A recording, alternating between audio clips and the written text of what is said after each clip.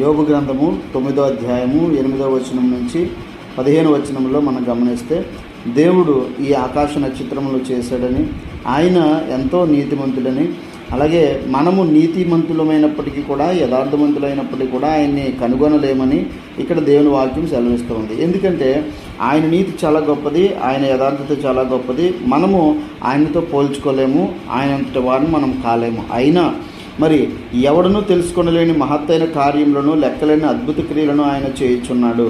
ఎవరూ తెలుసుకోలేని, మానవులకు మరి ఊహకు అందని మరి చాలా అద్భుత ఆశ్చర్య కార్యాలు ఆయన చేసేవాడే ఉన్నాడు.